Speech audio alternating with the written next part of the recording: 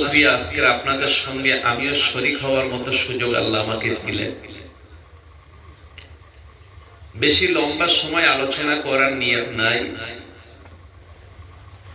আল্লাহ চাইলে স্বল্প সময়ের ভিতরে ইনশাআল্লাহ মুক্তাসার করব। نحمده ونستعينه ونستغفره ونؤمن به ونتوكل عليه ونعوذ بالله من شرور أنفسنا ومن سيئات أعمالنا من يهده الله فلا مضل له ومن يضلله فلا هادي له وأشهد أن لا إله إلا الله وحده لا شريك له وأشهد أن سيدنا وحبيبنا ومولانا محمدا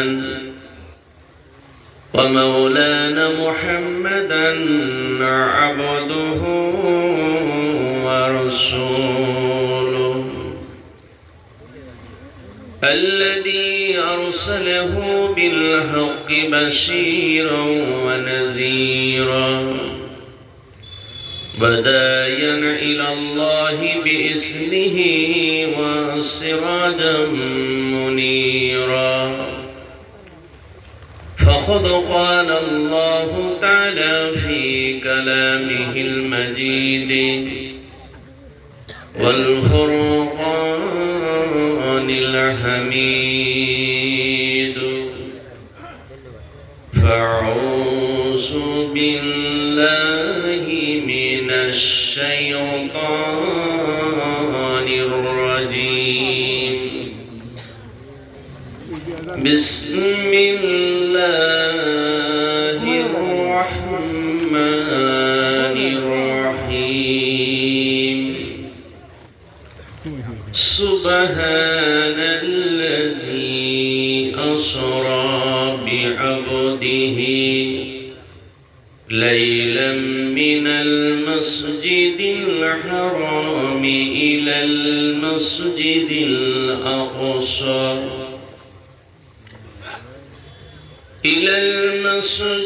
الأقصى الذي باركنا حوله لنريه من آياتنا إنه هو السميع البصير. وقال الله تعالى في كلامه المجيد والفرقان الحميد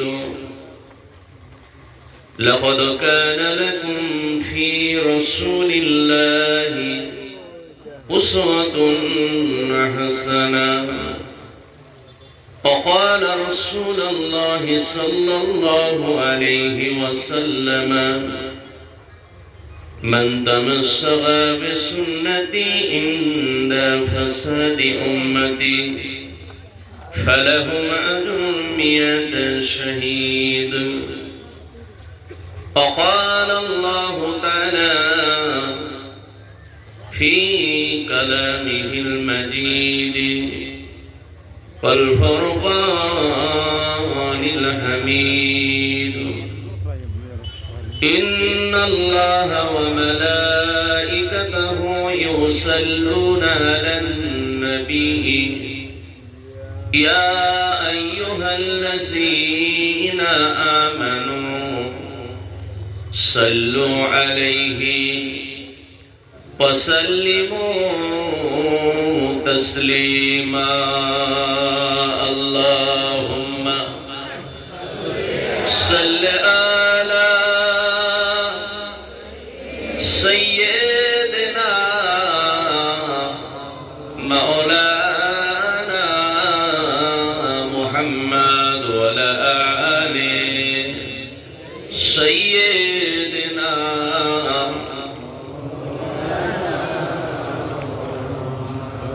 मददगार जिसी का रसूल खुदा हो उसे और हिम्मत का परवाह क्या है। मदद को चली आएंगे कमौली वाला डूबोते डूबोगी है समल जाएगा। अल्लाहुम्मा सल्ली अला सय्यिदिना मौलाना मुहम्मद व अला आलिहि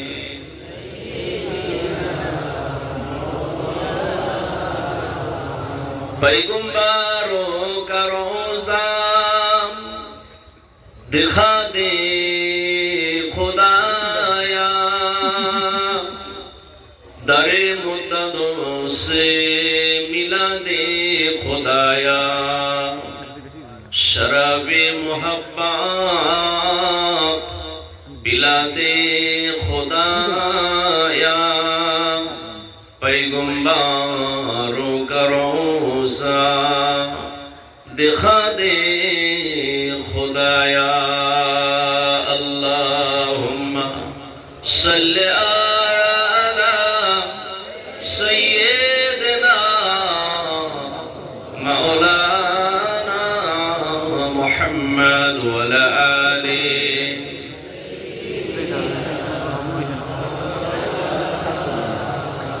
दीन मिला ईमान मिला, पढ़ने के लिए कुरान मिला। दीन मिला ईमान मिला, पढ़ने के लिए कुरान मिला। जो कुछ दीने का था सब कुछ दिलवा दिया कमली वाले ने। पढ़ो ला इलाहा इल्लल्लाह, ला इलाहा इल्लल्लाह, ला इलाहा इल्लल्लाह। हस्बी रब्बी जल्लल्लाह, माफी कल्बी गैरुल्लाह। नूर मोहम्मद सल्लल्लाह, ला इलाहा इल्लल्लाह, ला इलाहा इल्लल्लाह, ला इलाहा इल्लल्लाह सल्लल्लाहु अलैहि वसल्लम। अल्लाहुम्मा आमीन। रब्बना ज़लमना अनफुसना व इल्लम तग़फिर लना व तरहमना लनकुनन्ना मिनाल खासिरीन। সারাটি জীবন করিয়াছি পাপ, তুমি ছাড়া খোদা কে করিবে মাপ। তাই লয়ে অনুতাপ তুলিয়াছি মোরা খালি দুখানা করে হাত। কবুল করো গো খোদা আমাদের সকলার মোনাজাত। তুমি লিখিয়াছো কালামজাত, লা তাকনাতু মির রাহমাতিল্লাহ। সাধকের আছে পূর্ণের ফল, ভক্তের আছে চোখের জল। আমাদের তো নেই কিছুই সম্বল, আপনার নাম রহমানুর রহিম। আয় আল্লাহ আমরা গুনাহগার, গুনাহ আমাদের বেসামার। তামাম জিন্দেগির সমস্ত গুনাহ খাতাগুলোকে আল্লাহ মাফ করে দিন। খাস করে আল্লাহ ময় মুরব্বী মুহিব্বিন, আত্মীয় স্বজন, পড়শি প্রতিবেশী যারা কবরে চলে গেছে কিংবা হায়াতে আছে, আল্লাহ তাহাদের সকলের গুনাহ মাফ করে দিন। আল্লাহ পাকে মাহফিলকে কবুল করুন। এই মাহফিলে যাহারা এসেছেন, যাহারা আসছেন কিংবা আসবেন, আমাদের সকলের জন্য হিদায়াত, পরকালের জন্য নাজাতের ওসিলা বানিয়ে দিন। ওমা তৌফিক ইল্লা বিল্লাহ, লা ইলাহা ইল্লাল্লাহ, মুহাম্মাদুর রাসূলুল্লাহ। আলহামদুলিল্লাহ। রাতাবাড়ি, পশ্চিম টঙ্গিবাড়ি, আমরতল জামে মসজিদ সংলগ্ন মাঠে 3 দিন ব্যাপী 20তম বার্ষিক তাফসীরুল কোরআন মাহফিলে আজকের দিনে ধরে 8 জন হলো। বলুন আলহামদুলিল্লাহ। আমার প্রিয় বাবাজিরা, আমি এলাকার সাইটে কিছু মাহফিল বিগত দিনে হয়তো করে গেছিলাম, কিন্তু হয়তো এই জায়গাতে আল্লাহ কোন সময় কবুল করে নাই, এবার কবুল করছে। আমি জানি এই এলাকার এই অঞ্চলের ভিতরে সমস্ত মানুষ আলেম যারা হয়েছে তারা তো হয়েছে, যারা আলেম হয় না আসলে তাদের এই সুবাসে, সুগন্ধে একটা আতরওয়ালার পাশে যদি কেউ বসে থাকে, যদি আতর নাও মাখিয়ে দেয়, বিনা পয়সায় খুশবু তার নাকে আসে, আসে কি না? অতএব আপনারা এই আলেমদের খুশবু আপনাদের সকলের নাকে চলে গিয়ে আর গায়ের সঙ্গে হাওয়ায় লেগে গিয়ে আপনাদের দেহ থেকে এই ইলমিয়াতের খুশবু বার হয়। আমার প্রিয় ভাইরা, আমি কয়েকটা কথা আপনাদের সম্মুখে একটু প্রশ্ন হিসাবে রাখবো অ্যানসার নেওয়ার জন্য। যদি আল্লাহ চাই আমাকে অ্যানসার দেবেন, যদি না পেরে থাকেন ইনশাআল্লাহ আমি আপনাদেরকে দিয়ে দেব।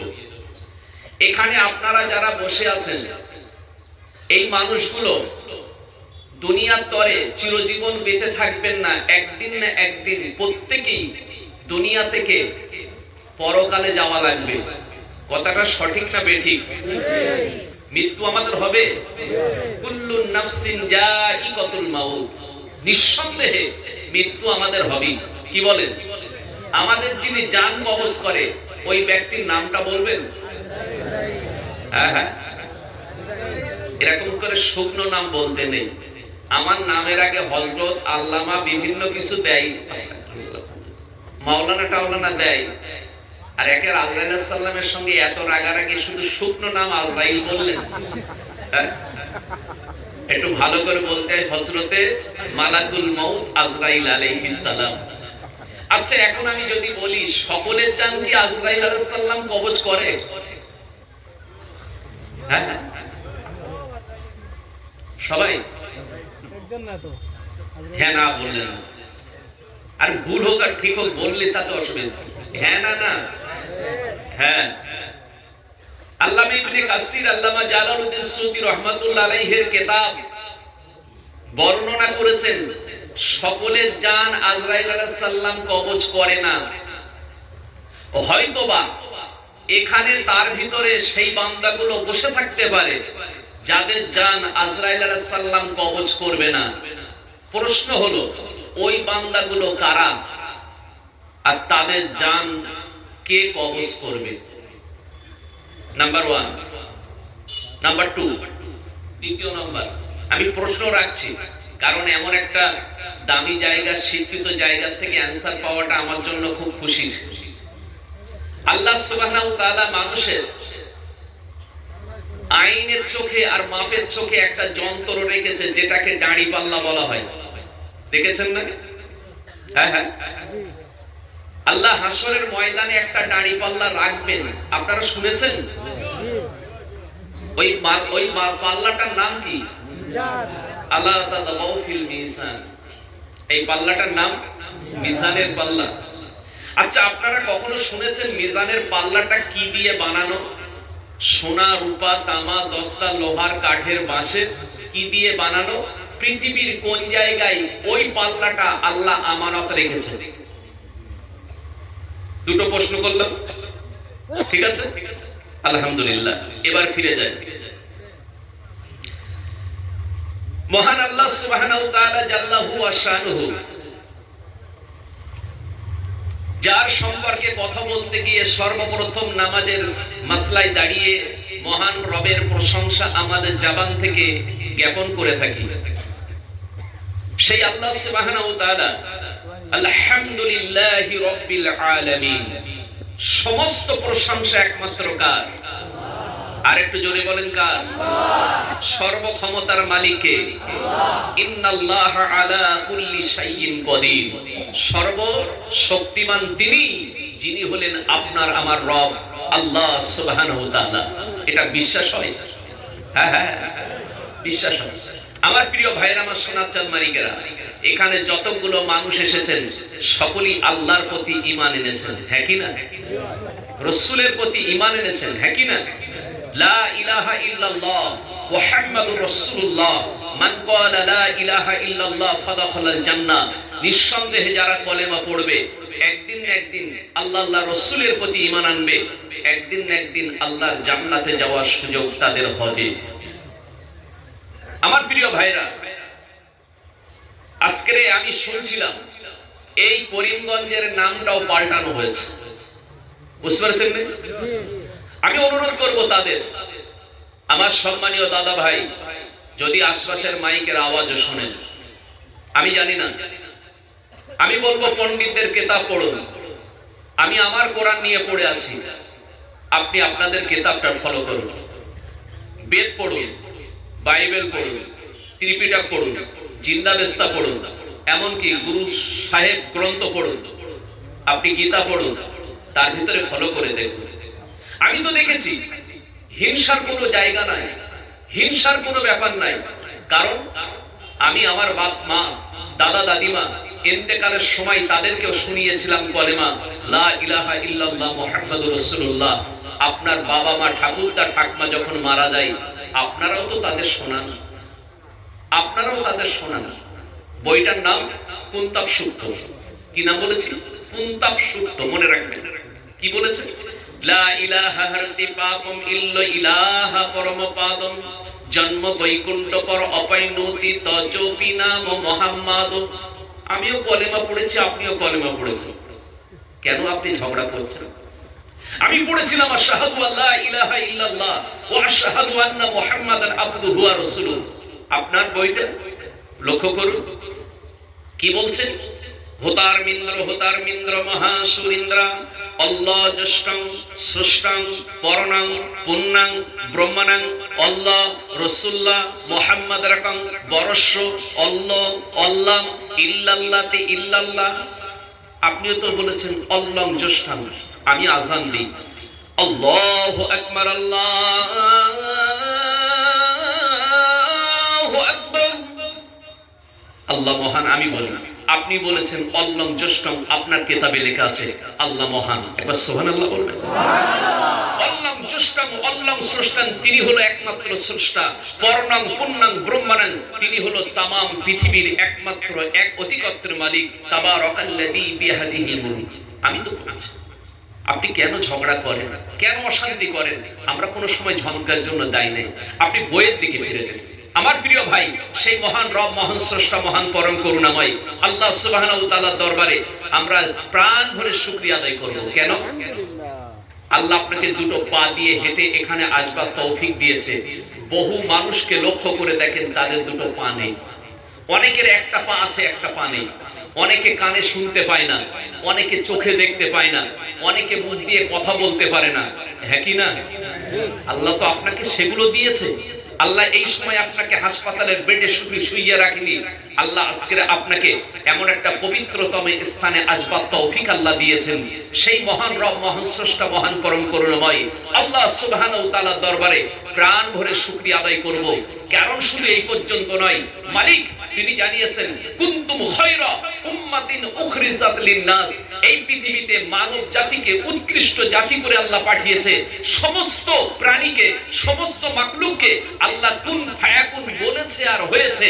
একমাত্র আল্লাহ আপনাকে আমাকে বানিয়েছে তাহার কুদরতি হাত দিয়ে। একটু সুবহানাল্লাহ বলবেন। বলুন, যে বাপের সন্তান, সেই বাপ যদি হঠাৎ করে শুনে ছেলে অ্যাক্সিডেন্ট করেছে, অনেক লোক শুনেছে আর তার বাপও শুনেছে, দুটো ব্যথা কি সমান হবে? আল্লাহ সুবহানাহু ওয়া তাআলা আপনাকে তার কুদরতি হাত দিয়ে বানিয়েছে। আল্লাহ থেকে বেশি মহব্বত আপনাকে কেউ করে না। মনে রাখবেন, আল্লাহ জান্নাত বানিয়েছে, জাহান্নাম বানিয়েছে, আপনার জন্য জাহান্নাম বানায় নাই, আপনার জন্য জান্নাত বানিয়ে রেখেছে। বান্দা, যে জান্নাত থেকে তোর বাবা ফিরে এসেছিল সেই বাবার সাথে তোরা আবার জান্নাতে যাবি। আমি তোদেরকে বানিয়েছি আমি মহব্বত করে, তোদেরকে কষ্ট দিতে চাই না। বান্দা, আমার কথা শোন, আমার কথা শোন। ওমা খলাকতুল জিন্না ওয়াল ইনসা ইল্লা লিআবুদুন। আমি জিন আর ইনসানকে সৃষ্টি করেছি একমাত্র আমার ইবাদতের জন্য। বান্দা, আয়, ফিরে আয়, আমার ইবাদত কর। জীবনে গুনাহ করেছিস, অন্যায় করেছিস, বহু কিছু করেছিস। একবার যদি তো চোখের পানি কোনোদিন আমার কাছে এসে নাকের আগা পর্যন্ত আসে, জমিনে পড়া লাগবে না। জমিনে পড়ার আগে তোর মালিক তোকে ক্ষমা করে দেবে। আল্লাহ, সেই আল্লাহ সুবহানাহু ওয়া তাআলার দরবারে প্রাণ ভরে একটু শুকরিয়া আদায় করি। সকলে পড়েন আলহামদুলিল্লাহ। আল্লাহ আপনার জন্য কি দেয়নি? বান্দা পৃথিবীর জমিনে যাবে, গরমের সময় ওই বান্দাগুলোকে বড় কষ্ট হবে, গায়ে থেকে ঘরমুক্ত হবে, টক্সিন বার হয়ে যাবে, আমার বান্দা দুর্বল হয়ে যাবে। আমি আল্লাহ বিভিন্ন ফলগুলো দিলাম, আনারস, জাংলা, কদবেল, কুল, নারিকেল, তেঁতুল, জামিনী, জামরুল, ত্রিফলা, বেদানা, কিশমিশ, বাদাম, পেয়ারা, পেঁপে, পোস্ত, জাম, লাম, লেবু, নালিম, ডুমুর, ডালিম, লিচু, পিয়াজ, গোলাপ জাম, কুমড়ো, সিম, কিশবা, মাদ্রাস ফল, জায়ফল, শ্রীফল, ডইরে, কাঁচকলা, আরো আছে। আল্লাহ এতগুলো ফল দিলেন, বান্দা আমি তোমার জন্য দিলাম, তুমি খাবে। এর ভিতর থেকে আমি দিলাম vitamin A, vitamin D, vitamin C, vitamin B, vitamin বি12। আমি এর ভিতরে সবকিছু আমি দিয়ে দিলাম, বান্দা তুমি খাবে। শরীর তোমার দুর্বল হবে না, তুমি এমন করে দুনিয়ার জমিনে সুস্থভাবে থাকবে, তোমার আল্লাহর ইবাদত বন্দেগী করবে, তোমার আল্লাহ নিঃসন্দেহে তোমার ইবাদত বন্দেগীতে খুশি হয়ে যাবে। একবার মহব্বতে বলেন সুবহানাল্লাহ। আল্লাহ পাক রব্বুল আলামিন শীতের পানি দিয়েছে ঠান্ডা। আপনাদের জন্য একটা ঔষধ বলে যাই, যাদের কোমরের ব্যথা, গাঁটের ব্যথা, হাতের ব্যথা, সমস্ত ব্যথা আছে, ওই মানুষটা যদি এই ঠান্ডা পানিতে গোসল করতে পারে, আল্লাহ এর ভিতরে শেফা দিয়েছে, ওই ব্যথা আল্লাহ দূর করে দেয়। এমনি ভয়তে সব গরম পানিতে গোসল করে, ভাই আমি ওই গরম পানিতে গোসল করি। আমি সকাল 7টায় মনে আজকের গোসল করে বার হয়েছি, বুঝতে পেরেছেন? আমি জানি, আমি সেদিন থেকে human life and health organisation বলছে না, ঠান্ডা পানি আল্লাহ এমনি দেয়নি, বান্দার উপকারের জন্য দিয়েছে। বলুন আলহামদুলিল্লাহ। সেই আল্লাহ সুবহানাহু ওয়া তাআলার দরবারে শুকরিয়া যদি আদায় করি শেষ করতে পারবো না, কিন্তু আপনাদের টাইম, নির্ধারিত টাইম, কিছু করার নাই।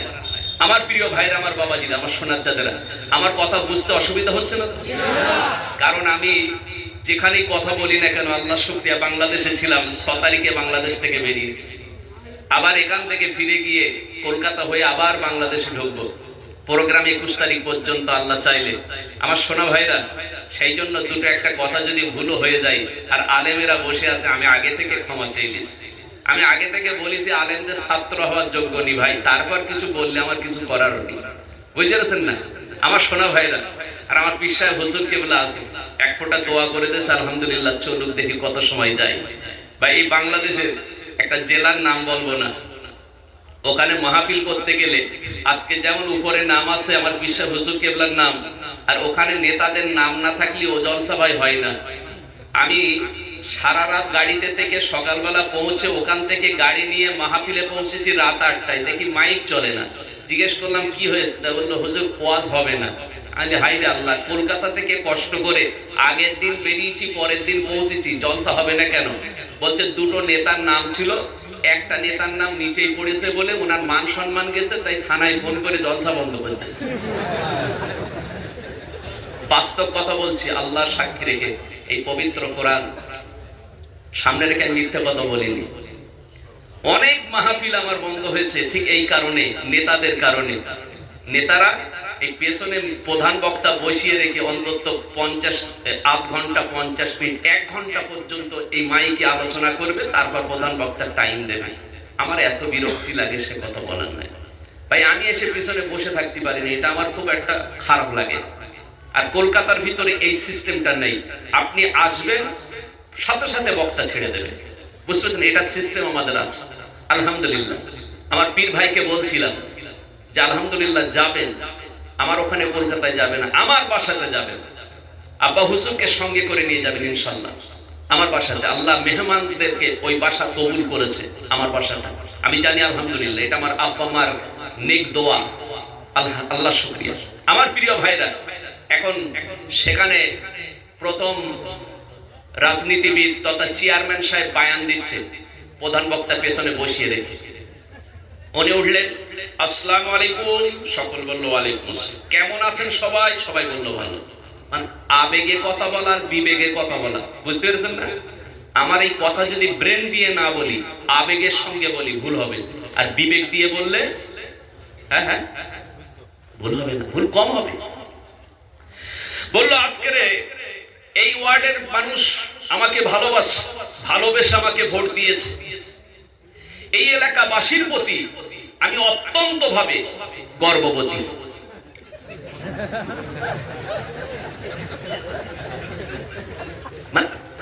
গর্বিত বলতে গিয়ে আবেগে ছেড়ে দিয়েছে, সোজা গর্ভবতী হয়েছে। বলছে আজকের তাফসীরুল কোরআন মাহফিলে আমার মতন একজন ব্যক্তিকে দাওয়াত দেওয়াই আর আমাকে আসতে পারাই আজকের জন্য আমি গর্ববোধী। সভাপতি সাহেব বলছে স্যার বসেন। বলছে কেন? আমার তো 10 মিনিট সময় দিয়েছে। বলছে না স্যার, 1 মিনিটে দুবার গর্ভবতী হয়েছেন, যদি বাকি টাইম পান তা কবার হবে ঠিক নেই। মদ্দালক যদি একবারে 1 মিনিটে দুবার গর্ভবতী হয়, 10 মিনিট হলে কতক্ষণ হবে ঠিক। আবার এই জন্যই বলেছি, বক্তা যখন কথা বলবে হিসাব করে কথা বলা লাগে। ঠিক তদ্রূপ শ্রোতারা শুনতে গেলেও মনোযোগ সহকারে বুঝে শুনতে হয়। যারা হাজার ছাত্র পড়ে সবাই চাকরি পায় না, 4 জন 5 জন 8 জন 10 জন চাকরি পায় কেন? তারা মনোযোগ সহকারে শুনেছিল, আমল করেছিল, চাকরির যোগ্য হয়েছে। সবাই স্কুলে গেছে, একই মাস্টার পড়িয়েছে, চাকরি পায়নি কেন? যুবক একজন বসে আছে রাস্তার ধারে, মনটা বড় খারাপ। একজন বন্ধু এসে সামনে সালাম দিলেন, আসসালামু আলাইকুম, দোস্ত কেমন আছো? মনটা খুব খারাপ, চোখ দিয়ে পানি পড়ছে। বসে থাকা বন্ধুটা, এই দোস্ত কাঁদছো কেন? কি হয়েছে তোমার? কেঁদেই যাচ্ছে। কি হয়েছে বল? বলছে শুনিসনি কিছু? বলছে না তো। না তো কি হয়েছে? বলছে তোর ভাবি মারা গেছে, শুনিসনি? বলছে ইন্না লিল্লাহ, ভাবি মারা গেছে? আমি শুনিনি তো। কবে মারা গেল? বলছে গত 2 দিন আগে। ইস আল্লাহ, কি ভালো ছিল, কি ভালো ছিল। এই একটা মানুষের রোগ, মানুষ মরে গেলে ওর ভালো বলে, আর দুনিয়ায় বেঁচে থাকাকালীন ওর পেছনে কি করে কাটিয়ে দেওয়া যায় এরা জানে। ভাই ভুল বলিস কথা? এই দুনিয়ায় বেঁচে থাকতে যদি মানুষ এই ভালোগুলো বলতো, যদি শুনে মুক্ত অন্তরটা ভালো লাগতো, মরে যাওয়ার পরে ওরে ভালো বলে, বেঁচে থাকতে ভালো বলে না, এই একটা আফসোস। এখন এই কথা শোনার পরে বললো ইস, কি করে মরলো? বলছে ডেলিভারিতে। শোনার পরে বন্ধুটা মাথায় হাত দিয়ে বলতে, ইস এই রোগটা ব্যাপক বাজে রোগ, এই রোগে আমার মেজো আব্বাও মরেছিল। ও তো শ্রোতা শুনেছে ডেলিভারিতে মরে গেছে, ওর মেজো বাপ নাকি ডেলিভারি হওয়ার সময় মরেছে। আবার বুঝেছে ও কথা, এই জন্য বুঝে শুনতে হয় আমার শোনার চাচেরা। আলহামদুলিল্লাহ, আমার কথা বুঝতে কষ্ট হচ্ছে না? আল্লাহ শুকরিয়া। ফিরে আসি মহান আল্লাহ সুবহানাহু ওয়া তাআলার দরবারে আরো একটা বার শুকরিয়া আদায় করেন, সকলে বলেন আলহামদুলিল্লাহ। এরপর সরকার দো আলম দু জাহানের বাদশা কলির কলকিমা আমিনার লাল মরুর দুলাল মরু ভাস্কর আল্লাহ সুবহানাহু ওয়া তাআলার প্রিয় রাসূল এবং হাবিব সরকার দো আলম, দো জাহানের বাদশা, কুল কায়নাতের বাদশা, আল্লাহ যাকে বানিয়েছেন, যাকে বলা হয়েছে মামুন, যাকে বলা হয়েছে মুহাম্মদ, যাকে বলা হয়েছে কলকি, যাকে বলা হয়েছে অবতার, যাকে বলা হয়েছে প্রফেট, যাকে বলা হয়েছে প্রশংসিত, নাম দেওয়া হয়েছে মুহাম্মাদুর রাসূলুল্লাহ সাল্লাল্লাহু আলাইহি সাল্লাম। সেই নবীর প্রতি লাখো দরুদে সালামে নজরানা অন্তরের গভীরতা থেকে আমরা প্রকাশ করব। কেন? সেই নবী সম্পর্কে ওয়া ইন্নাকা লাআলা খুলুকিন আযীম, আল্লাহ যার সম্পর্কে তিনি তথ্য দিয়েছেন কোরআনে, আর বেদের ভিতরে তথ্য দিয়েছে কি বলে? স্বর্গদোপি মা গরিয়সী জন্মভূমি মক্কা ও আব্দুল্লাহি ওয়াল আব্দুল মুতালিবাং ত্রিশূলাং তিত্তকিরাকাং সর্বনামাং কৃপাতারানাং গরিয়সী আরাধনাং পূজ্য হেরা পর্বতমালাই গরিয়সী নামা। ভাগ্যবতী মায়ের গর্ভ থেকে পৃথিবীতে একজন আসলেন, ভাগ্যবতী সন্তান, তার জায়গাটার নাম হচ্ছে বাক্কা। কোরআন পাকে এসেছে বাক্কা, ইন্না আওয়ালা বাইতি উদিয়া লিন্নাস লাল্লাযী বিবাক্কা, যার নাম হয়েছে মক্কা। মদোদরি তানামা নামা বাক্কা মাক্কাতান হিররাতান গুহাতান কুররান। ওই মানুষটা যেখানে এসেছে বাক্কা, মাক্কাতান বর্তমান হয়েছে মক্কা, হিররাতান হেরা বলে একটা গুহা ছিল, কুররাতান হেরা গুহায়, তার উপরে এই পবিত্র কোরআন নাযিল হয়েছে। বলেন সুবহানাল্লাহ। সেই নবী সাল্লাল্লাহু আলাইহি সাল্লামের প্রতি লাখো দরুদে সালামে নজরানা সকলে পড়েন সাল্লাল্লাহু আলাইহি সাল্লাম। অধিক আলোচনা করতে গেলে সময় হবে না। আমার প্রিয় ভাইরা, পবিত্র কোরআন পাক থেকে পারা নম্বর 15, সূরার নাম সূরা বনী ইসরাইল। এখান থেকে আপনাদেরকে একটা আয়াত পড়িয়ে শুনিয়েছিলাম। প্রথম নম্বর আয়াত দিয়ে শুরু করেছিলাম। আল্লাহ সুবহানাহু ওয়া তাআলা, এই মাসটা হচ্ছে মাহে রজব মাস, আর এই মাসের 26 দিবাগত রাত, 27 রাতে আল্লাহ সুবহানাহু ওয়া তাআলা তার হাবিবকে তার বাড়িতে দাওয়াত করে নিয়ে গেছিলেন। আমরা এটা অনেক ওয়াজ শুনেছি কিনা? বিশ্ব নবী আমার আল্লাহ পাকের বাসা থেকে জমিনে নামলেন। আল্লাহ পাকের এই কাবা বাইতুল্লাহ সামনে দাঁড়িয়ে আছেন। এই কাবা বাইতুল্লাহ সামনে যখন দাঁড়ানো গভীর রাত, এই রাতের মাঝখানে একজন বুড়িমা হাতে একখানা লাঠি সঙ্গে করে নিয়ে কাঁপতে কাঁপতে আর কাঁদতে কাঁদতে হেঁটে হেঁটে যায়। আমার নবী জিজ্ঞাসা করে, মা এত গভীর রাতে কাঁদতে কাঁদতে কোথায় যাও মা? বুড়িমা জিজ্ঞাসা করে, বাবা তুমি গভীর রাতে আমাকে মা বলে ডাকলা, কে তুমি একবার বলো? আল্লাহর নবী বললেন, আমি মুহাম্মদ বিন আব্দুল্লাহ। বলল, তোমার নামটা শুনলে আমার ভালো লাগে না, আমি ইহুদি বুড়িমা, তোমার নামটা আমার শুনতে পছন্দ হয় না। আল্লাহ নবী ডাক দিয়ে বললেন, মা গভীর রাতের মাঝখানে আপনি একাকী এইভাবে হেঁটে হেঁটে কোথায় যান একবার বলেন। আপনি কেন কাঁদেন আর আপনি কেন কাঁপেন? হাতে আপনার লাঠিটা কাঁপতে কাঁপতে আপনি যান। বুড়িমা ডাক দিয়ে বলল, মুহাম্মদ বিন আব্দুল্লাহ, আমি একজন বুড়ি মানুষ, দুনিয়ার জমিনে আমার স্বামী নাই, দুনিয়ার জমিনে ছেলে নাই, দুনিয়ার জমিনে মেয়ে নাই, দুনিয়ার জমিনে আত্মীয় স্বজন বলি আমার কেউ নাই, একাকী মানুষ। 3 দিন ধরে আমার গায়ের জ্বর। এই জ্বর অবস্থায় আমি এমন করে একজন ইহুদির বাড়ি কাজে যাই, কিন্তু গত 3 দিন হলো আমি কাজে যেতে পারি না। যদি আজকে না যাই তবে ইহুদি আমার কাজে নেবে না। আমার ইহুদি যদি কাজে না নাই, তার বাড়ি থেকে যে খাবার আসে ওই খাবারটা আমার জন্য হবে না। এই জন্য গভীর রাতে আমি ইহুদির বাড়ি যাই, যাওয়ার চাইছি তার বাড়ি একটু কাজ কাম করে দেব, আর সকালে কিছু খাবার দিয়ে নিলে খাবারটা নিয়ে বাড়ি যাব।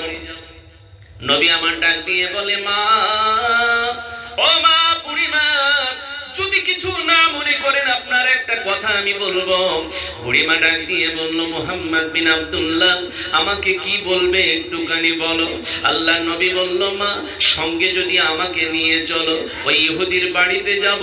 ইহুদির বাড়িতে গিয়ে আপনার জন্য একটা আরামের বিছানা করে দিতে বলবো, আপনি আরামের বিছানায় ঘুমাবেন, আর আমি সেই বাড়িতে সমস্ত কাজগুলো আমি করে দেব।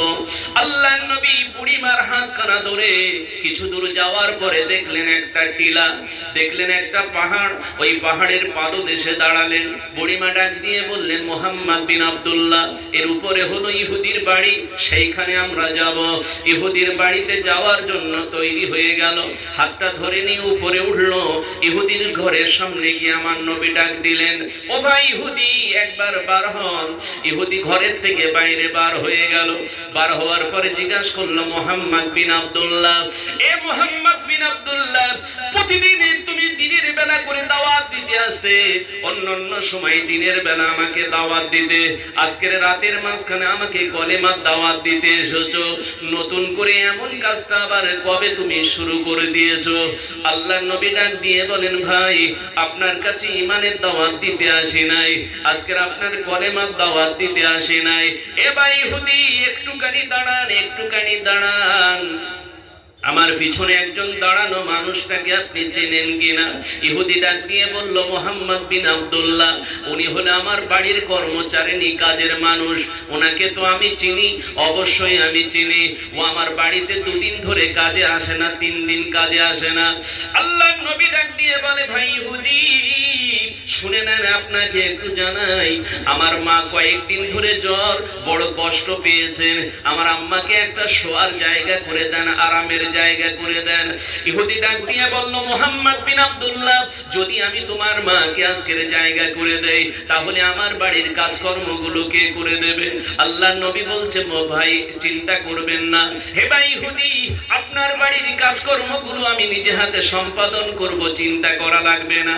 আল্লাহর নবী আমার যখন বললেন, ইহুদি তখন খুশি হয়ে গেলেন। ওই বুড়িমাকে একটা আরামের জায়গা করে দিলেন, আর বুড়িমা সেখানে বিশ্রাম নিল।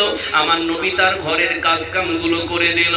ফজরের সময় যখন হয়ে গেছে, ওই সময় ডাক দিয়ে বললেন, ভাই ইহুদি একটা বারের জন্য আমাকে একটুখানি বিদায় দাও, ছুটি দাও।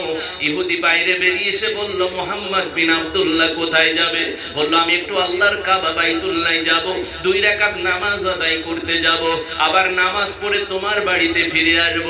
যদি কোনো কাজ থাকে আমাকে বলবে, আমি তোমার বাড়ির কাজ করে দেবো, চিন্তা করা লাগবে না। ওই সময় ইহুদি ডাক দিয়ে বলল, মুহাম্মদ বিন আব্দুল্লাহ, আমি তোমাকে নামাজে যেতে দেব না, তত সময় পর্যন্ত নামাজে যেতে দেব না।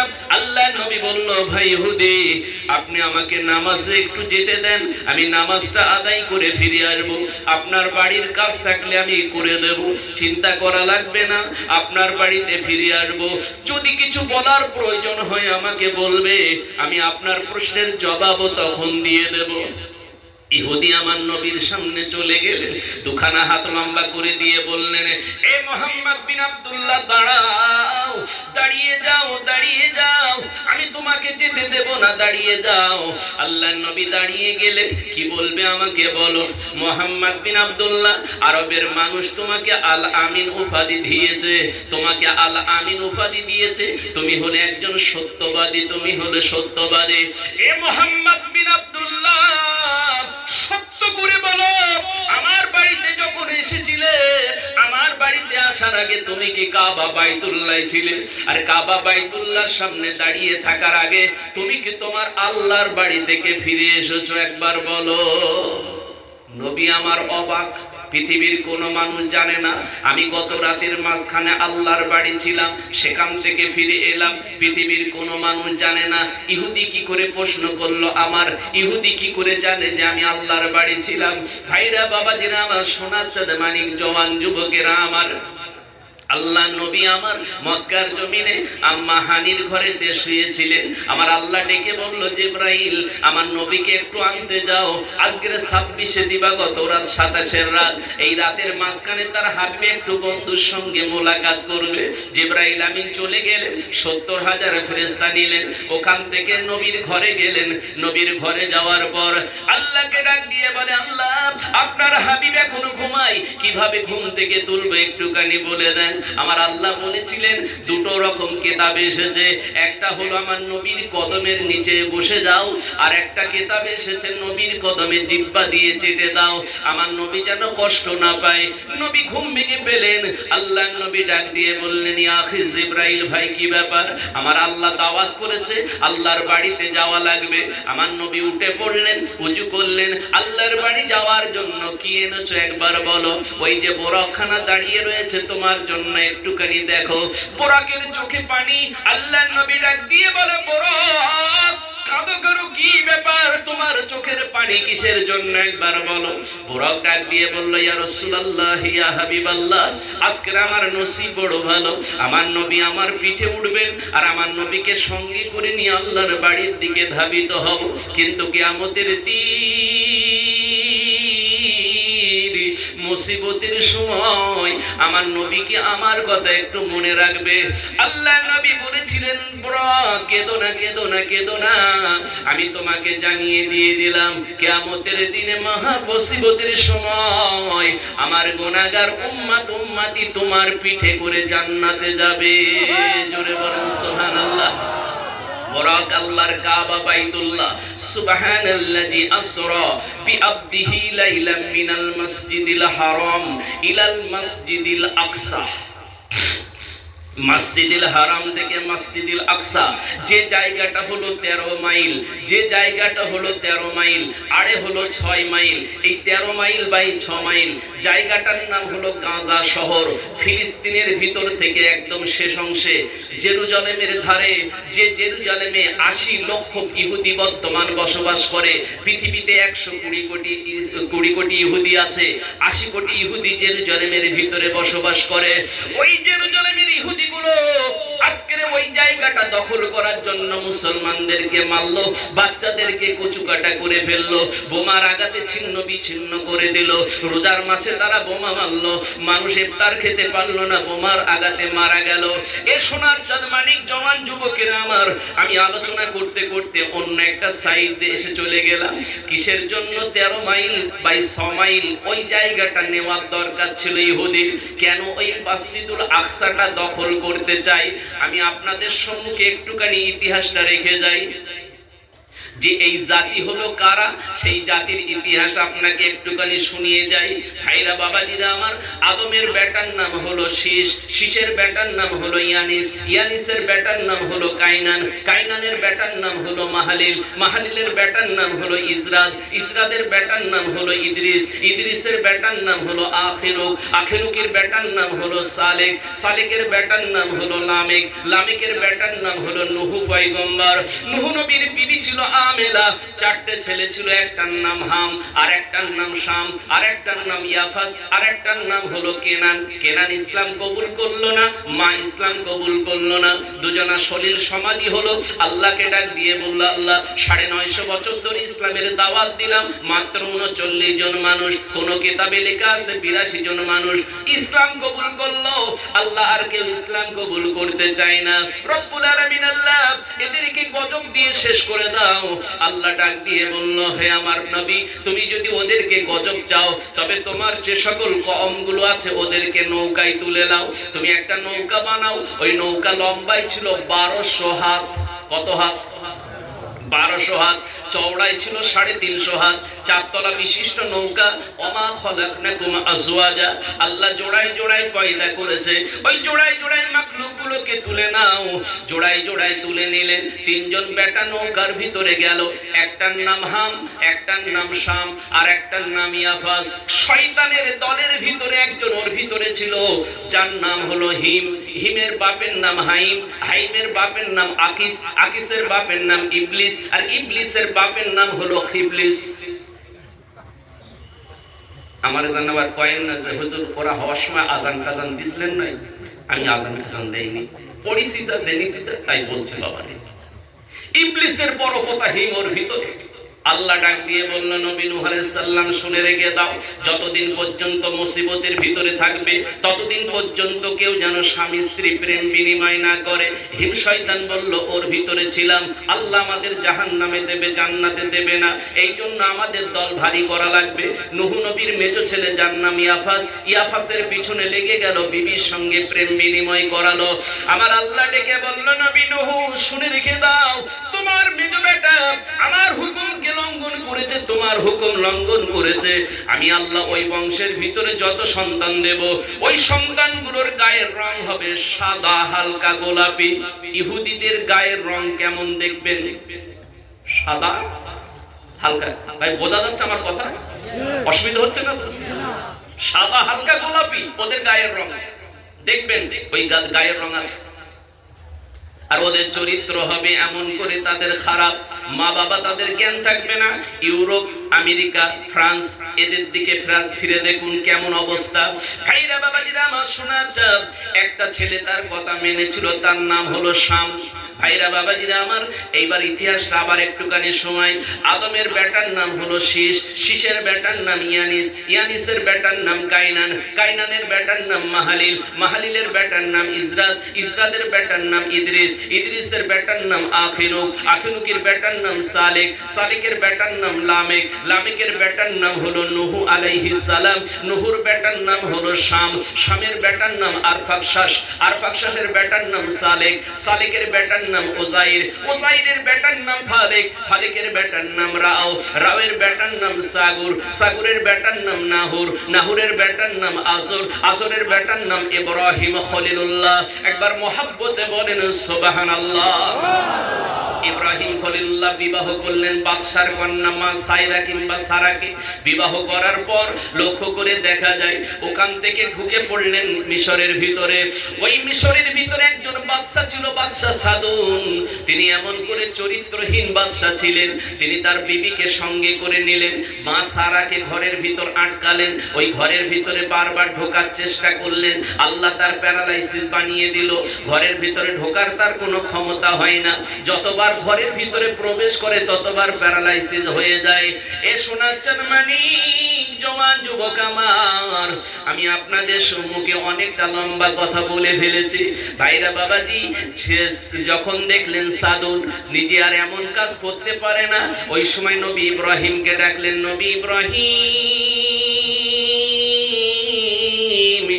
আপনার বিবিকে সঙ্গে করে নিয়ে আপনি চলে যান। বিবিকে সঙ্গে করে দিল, আর যাওয়ার সময় বলল একটুখানি দাঁড়ান। হে নবী ইব্রাহিম খলিলুল্লাহ, আপনার বিবিকে একটা আমি উপহার দেব। আমার বাড়িতে আর একটা মেয়ে আছে, মেয়েটার নাম হলো হাজেরা। ওই হাজেরাকে আপনার স্ত্রীকে আমি উপহার দিয়ে দিলাম। হাজেরাকে সঙ্গে করে নিয়ে মিশর থেকে পার হলেন লোহিত সাগর। লোহিত সাগর পার হওয়ার পরে সিনাই পর্বত, সিনাই পর্বতের পরে ঢুকে পড়লেন এই জেরুজালেম। যে ইহুদি জেরুজালেমে ছিলেন, এই জেরুজালেমে ঢুকে পড়েছে। আমি বলেছি এই ইহুদি কারা, শুধু ওই শব্দটা বলার জন্য। জেরুজালেমে ঢুকে পড়লো। এই জেরুজালেমে যেই ঢুকে পড়েছে, বহুদিন পর্যন্ত আল্লাহ সন্তান দেয় না। নবী ইব্রাহিম খলিলুল্লাহকে ডাক দিয়ে বলছে, স্বামী আমার, আল্লাহ আপনাকে সন্তান দেয় না, তবে আমি বলছি আল্লাহ আপনাকে সন্তান দেওয়ার দরকার আছে, সেই জন্য বলছি আপনি একটা বিবাহ করুন। নবী ইব্রাহিম খলিলুল্লাহ বলছে, বিয়ে আমি করব না, বিয়ে যা হওয়ার হয়ে গেছে আর করব না। কারণ একটা বিয়েই ভালো, দুটো বিয়ে হলে সমস্যা বাড়বে না কমবে? হ্যাঁ, বাড়বে। সেই জন্য বিয়ে আমি করব না। আমার প্রিয় ভাইরা, আমার সোনার চাঁদ মানিকেরা, জওয়ান যুবকেরা আমার, সেই জন্য আগে থেকে বলেছে বিয়ে আমি করব না। নবী ইব্রাহিম খলিলুল্লাহ শেষ পর্যন্ত বিবাহ করেছিলেন মা হাজেরাকে। বিবাহ করলেন, বিবাহ করার পর আল্লাহ একটা সন্তান দিল। সন্তানটার নাম হলো ইসমাইল জাবিহুল্লাহ। কি নাম বললাম? আর ওনার 13 বছর পরে মা সারার গর্ভে আরেকটা সন্তান দিলেন। সন্তানটার নাম হলো ইসহাক। ইসহাকের বংশ থেকে আল্লাহ 70,000 নবী দিয়েছে, আর ইসমাইলের বংশ থেকে আল্লাহ একটা নবী দিয়েছে। কটা নবী? একটা। মনে রাখুন, ইসমাইলের পুত্রর নাম কাইজার, কাইজারের পুত্র আওয়াম, আওয়ামের পুত্র ঔস, ঔসের পুত্র মাররা, মাররার পুত্র শামি, শামির পুত্র রোজাই, রোজাইয়ের পুত্র নাজির, নাজিরের পুত্র মুয়াশির, মুয়াশিরের পুত্র ইহাম, ইহামের পুত্র আবতাদ, আবতাদের পুত্র জিশান, জিশানের পুত্র আনফা, আনফার পুত্র অরওয়া, অরওয়ার পুত্র বালখা, বালখার পুত্র হারি, হারির পুত্র হারুন, হারুনের পুত্র ইয়াসিন, ইয়াসিনের পুত্র হুমরান, হুমরানের পুত্র রুইয়া, আর রুইয়ার পুত্র ওবাইদ, ওবাইদের পুত্র আনাফ, আনাফের পুত্র আশিক, আশিকের পুত্র মাহি, মাহির পুত্র মাখুর, মাখুরের পুত্র ফাজেম, ফাজেমের পুত্র কালে, কালের পুত্র বদলাল, বদলালের পুত্র ইয়ালদারুম, ইয়ালদারের পুত্র হেররা, হেররার পুত্র নাসির, নাসিরের পুত্র আবিল আওয়াম, আবিল আওয়ামের পুত্র মুতাসাবিল, মুতাসাবিলের পুত্র বরু, বরুর পুত্র ঔস, ঔসের পুত্র সলমান, সলমানের পুত্র হিমিশা,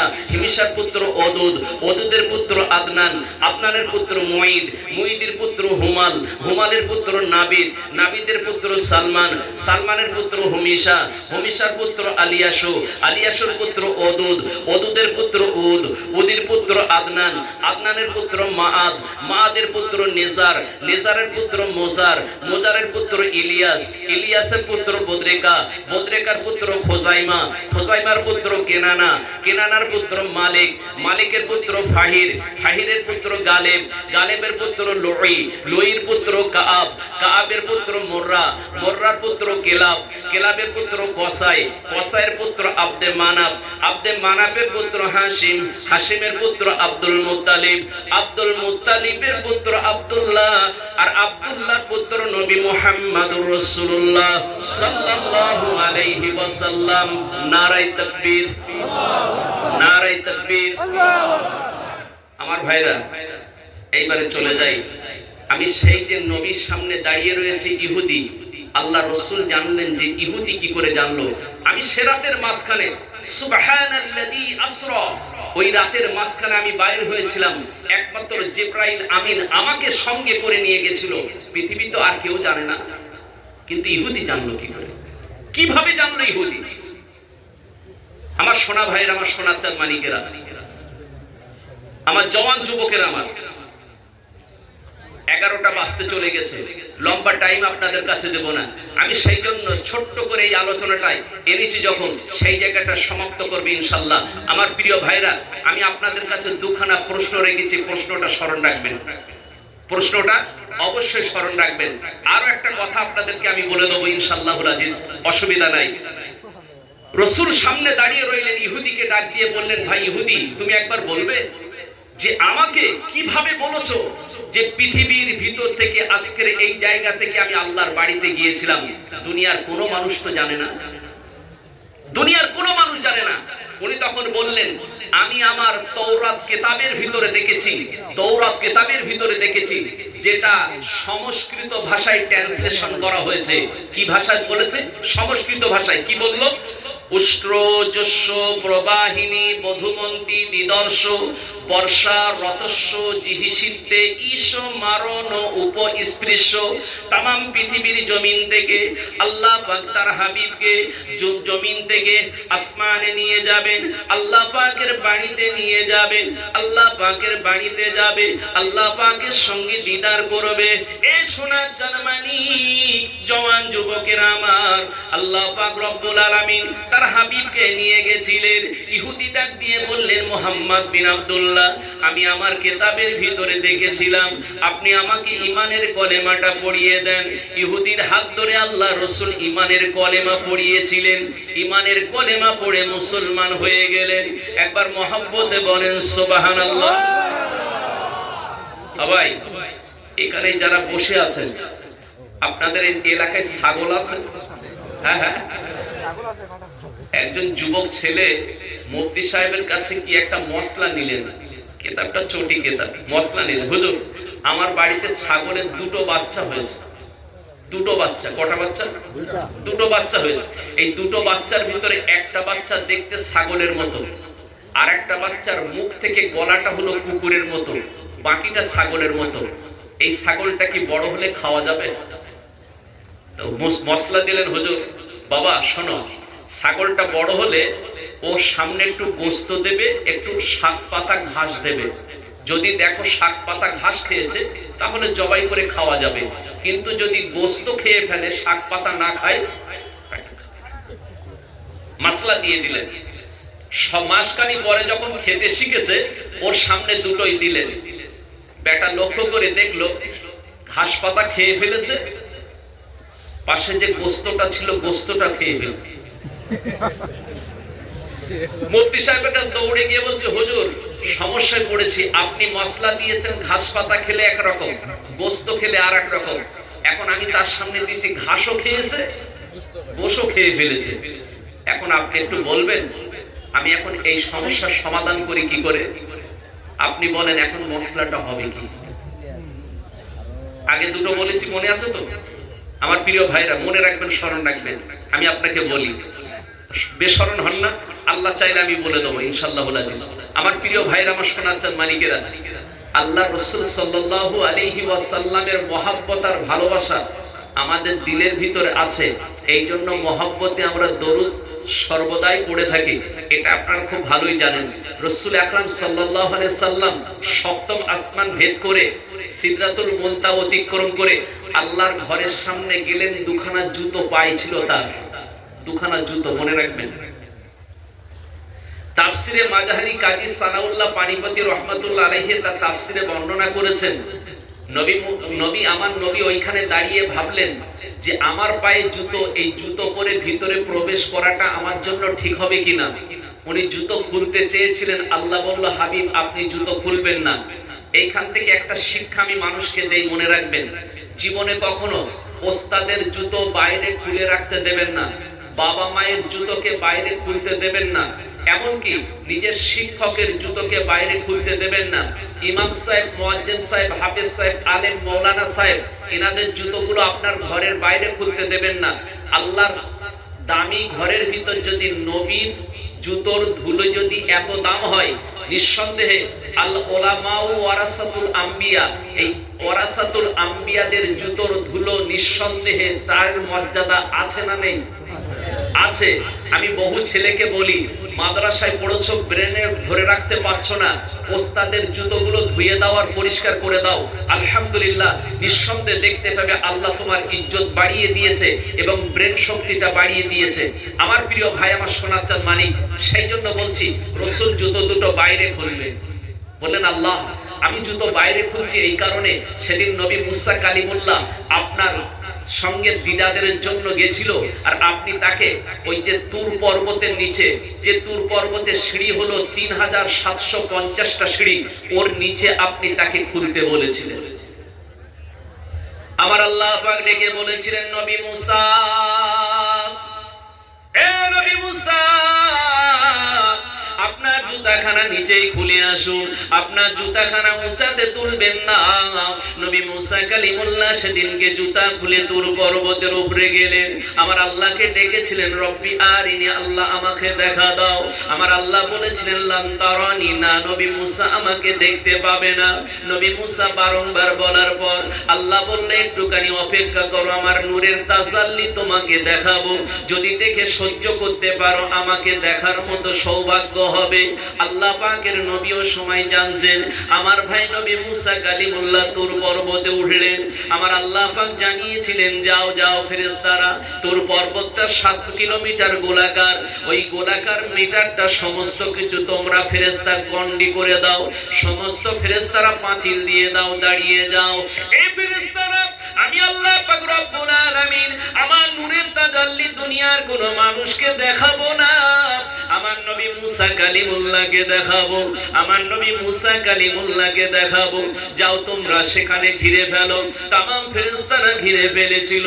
ওই সময় আমার আল্লাহ ডেকে বলল, জিবরাইল চলে যাও, চলে যাও, নবী মুসা কালিমুল্লাহ যেখানে দাঁড়িয়ে আছে ওইখান থেকে কীট পতঙ্গ সমস্ত কিছু পাহাড় থেকে বেরিয়ে যেতে বলো। সব বেরিয়ে গেল। আমার আল্লাহ ডাক দিয়ে বললেন, জিবরাইল আমি তোমাকে পাথর করে পাখন রেখে দেব, আমার নূর তোমাকে দেখাবো না। হযরতে নবী মুসা কালিমুল্লাহকে নূরের তাজাল্লি দেখিয়েছিলেন, আর নবী মুসা কালিমুল্লাহ জ্ঞান হারিয়ে ওখানে পড়ে গেলেন। জ্ঞানটা ফিরে পেল। আল্লাহ পাকে ডেকে বলেছিলেন, আল্লাহ পাক আমার জ্ঞান ফিরে পেলাম, আমি জানতে পারলাম আল্লাহ আপনার নূর দেখে সহ্য করার ক্ষমতা আমার হবে না, নূর দেখে সহ্য করার ক্ষমতা হবে না। আল্লাহ পাক ও রব্বুল আলামিন, আল্লাহ আপনার কাছে জানতে চাই আপনাকে কেউ কোনোদিন দেখতে পাবে কি না। আমার আল্লাহ বলেছিল, নবী মুসা কালিমুল্লাহ আমাকে তুমি নূর দেখে সহ্য করতে পারলে না, কিন্তু আমাকে দেখার মতো সুযোগ হবে আখিরি জামানার পয়গম্বর, তিনি সরাসরি আমাকে দেখবেন। জোরে বলুন সুবহানাল্লাহ, আর একটু মহব্বতে বলেন সুবহানাল্লাহ। আমাকে দেখবেন, আখেরি জামানার পয়গম্বর, তিনি আমাকে দেখবেন, আমি তাকে আমার বাসায় এনে দেখাবো, চিন্তা নাই, আমার বাসায় এসে তিনি দেখবেন ইনশাআল্লাহুল আজিজ। আমার প্রিয় ভাইরা, আল্লাহ রাসূল আমাদেরকে উম্মত হিসাবে গ্রহণ করেছে কি না করেছে আমরা জানি না, তবে উম্মতের খাতায় নাম লিখতে পেরেছি কি না পেরেছি সেটাও আমরা জানি না। আমার প্রিয় ভাইরা, যদি উম্মতে মুহাম্মাদের নামটা যদি লিখে থাকে, আমার নবীর খাতায় যদি একটু লিপিবদ্ধ হয়ে যায় যে আমরা উম্মতে মুহাম্মাদি আছি, কুনতুম খায়রা উম্মাহ, নিঃসন্দেহে আল্লাহ পাক আমাদের সেই মর্যাদা দান করবে ইনশাআল্লাহুল আজিজ। সকলে বলুন আলহামদুলিল্লাহ। আমার প্রিয় ভাইরা, আমার সোনার চাঁদ মানিকেরা, আল্লাহ রাসূল বলছে সেদিনকে আমার ভাই নবী মুসা কালিমুল্লাহকে দেখা দিলেন না, আল্লাহ আমাকে দেখতে দিলেন, সুযোগ দিয়েছিলেন। আল্লাহর নবী জুতো পায়ে দিয়ে ভিতরে ঢুকলেন, আল্লাহকে ডেকে বলছেন, আল্লাহ যদি একটু অনুমতি চাই, এক রাকাত নামাজ আমার ভাই নবী মুসা কালিমুল্লাহ পড়তে বলেছেন, একটু অনুমতি দেবেন? জি, পড়েন। আল্লাহ আমার জন্য এক রাকাত, নবী মুসার জন্য এক রাকাত, দুটো রাকাত নামাজ পড়বো। করাকাত? করাকাত? দু রাকাত নামাজ পড়বো। আল্লাহ একটু অনুমতি দেন। আল্লাহ বলল ঠিক আছে, অনুমতি দিলাম। হাবিবকে ডেকে বলছে, হাবিব আপনার দোস্ত, আপনার বন্ধু, আল্লাহর জন্য এক রাকাত পড়া যায় না? নবী মুসা কালিমুল্লাহ বললেন, তার জন্য এসে এক রাকাত নামাজ আদায় করলেন, এটা ওয়াজিব। নবী নিজে নামাজ আদায় করলেন সুন্নাত, আল্লাহ নিজের জন্য বললেন এটা ফরজ।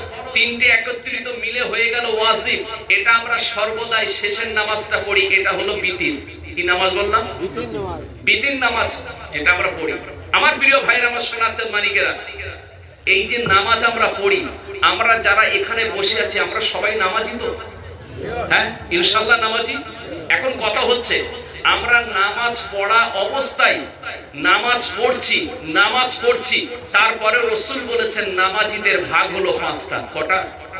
হ্যাঁ, সালাতুল মুনাফিকিন, সালাতুল গাফিলিন, সালাতুল মাগফুরিন, সালাতুল আউলিয়া, সালাতুল আম্বিয়া, এই পাঁচ প্রকার নামাজ। কত? আল্লাহর বান্দা, তামাম দুনিয়ার বান্দারা, আমি যাদেরকে শুনিয়ে দিলাম একটুখানি কান পেতে শুনে রাখুন। নামাজি নামাজ পড়ে জান্নাতে যাবে, নামাজ পড়ে মানুষ জাহান্নামে যাবে। কোরআন তেলাওয়াত করে জান্নাতে যাবে, কোরআন তেলাওয়াত করে মানুষ জাহান্নামে যাবে।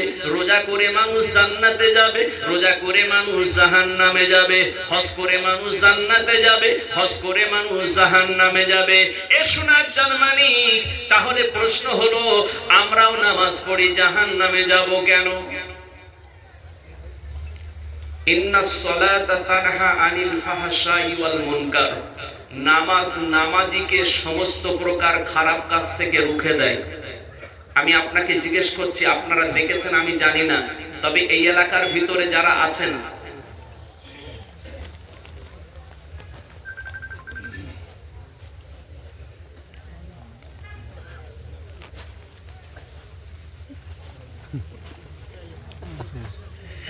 শেষ না একটা আবেদন করেছে আমার কাছে, যাই হোক আবেদনটা দেখতে, কিছু করার নাই ভাই। বর্তমান পরিস্থিতি আলোচনা, আমি যে সকলগুলো আলোচনা করি না, বর্তমান ভয়াবহতা দেশের অবস্থা, এখন যদি সেই সকল আলোচনা, আগে আসামের ভিতর লোয়ার আসামে প্রচুর আলোচনা করেছি, বুঝতে পেরেছেন না ভাই? আমি বিভিন্ন কিতাব থেকে হয়তো আলোচনা করি, মাঝে মধ্যে আমার সব বাংলাদেশের মানুষ আমাকে রিকোয়েস্ট করে, হুজুর একটুখানি অন্তত বলবেন। আমি বলি কি বলবো বলেন বাবা, কিছু বলার নাই। আমরাও নামাজ পড়ি, সনাতন ধর্মের লোকও নামাজ পড়ে, আপনারা জানেন। আমরা কলেমা পড়ি, ওরা কলেমা পড়ে, আপনারা জানেন। বেদের ভিতরে আমি পৃষ্ঠা নম্বর বলছি, 11 নম্বর পৃষ্ঠায় লেখা আছে, বাবা মা ঠাকুরদা ঠাকমা যখন মারা যায়, শ্রাদ্ধ করা হয়, ওই শ্রাদ্ধের দিন ব্রাহ্মণদের দাওয়াত করা হয়। ওই ব্রাহ্মণদেরকে যে দাওয়াত করে আনা হয়, তাদেরকে যদি গরুর গোশত ভক্ষণ করানো যায়, তাহলে তোমার বাবা মা ঠাকুরদা ঠাকমা 11 মাস শান্তিতে থাকবে। কিসের গোশত? হ্যাঁ, গরুর গোশতের কথা বলা হয়েছে। আমি আগে বলেছি না, এই গরুর গোশত সম্পর্কে আবার বেদের ভিতরে বলেছে। কি বলেছে? বেদের ভিতরে বলেছে, আবার অন্য জায়গায় বলেছে মমদো বিদ্যিতা দেবা দাকারান্তে প্রকৃতিতা বৃষ্ণাং ভক্কাজ সদা বেদ শাস্ত্রে স্মৃতা। পৃথিবীর মহামানব, পৃথিবীর মহান, পৃথিবীর দোজাহানের বাদশা সরকার দো আলম, তিনি একমাত্র যার নামের আগে মো শেষের বেলা দ। বৃষ মানে ষাঁড়, ষাঁড় মানে গরু, গরুর গোস্ত খাবে, খাওয়া কথা বলবে, হালাল বলে যাবে, এই কারণে পৃথিবীর মহামানব হবে। এইবারে বলছে লাল শালু কাপড় মাথায় দেওয়া, যিনি হচ্ছেন বৌদ্ধ ধর্মের বুদ্ধ। ওনাকে জিজ্ঞাসা করা হলো, বুদ্ধ আপনি বলুন পৃথিবীর মহামানব কি আপনি? উনি বললেন নেভার, কখনোই না। বললো তাহলে কে? বলে আমার বইতে লিখেছি। বলে কি লিখেছেন? অনেশ মাইং মাইং বিনিউথু নিউথু বিংরিথিং ইংরিথিং বিনিউথু সুনেং গাই গাদাল। পৃথিবীর সেই মানুষটা মহান, যিনি জীবনে মিথ্যা বলবে না, যিনি জীবনে ফ্রেববাজি করবে না, যিনি জীবনে চিটিংবাজি করবে না, যিনি সাদা কালোর বিভেদ করবে না, যিনি কখনো গরিব আর বড় লোকের বিভেদ করবে না, যিনি নারীকে সম্মান দেবে, বয়োজ্যেষ্ঠদেরকে ইজ্জত করবে, সম্মান দেবে, ছোটদেরকে স্নেহ করবে, গাই গাদাল গরুর গোস্তকে পৃথিবীর মানুষের জন্য হালাল বলে যাবে, ওই মানুষটাই একমাত্র পৃথিবীর মহামানব হবে। ওনাদের ভাষায় লিখেছে মহামানব, আমরা বলি কি সরকারে দো আলম, দো জাহানের বাদশা, কুল কায়নাতের বাদশা, আল্লাহ তাকে বানিয়েছেন। ভাই এখন যদি আমি বলি যে তারা যখন ঘন্টা বাজান, আমার দাদা ভাইরা সম্মানীয়, তারা আমার দাদা ভাই, নিঃসন্দেহে তাদের সঙ্গে বসবাস করি। দেখেন আমি তাদের সঙ্গে ঝগড়া করি না, কিন্তু তারা যে কথাটা বলে, কথাটা গোপন করবে কেন? তারা তো বলছে যা দেবী সর্বভূতে শক্তি রূপে ওম নমস্তস্যৈ নমঃ নমঃ, লা ইলাহা হরতি পাপ মিল্ল ইলাহা পরমপাদম, জন্ম বৈকুণ্ঠ পরপৈনুতিত জপি নাম মুহাম্মদ।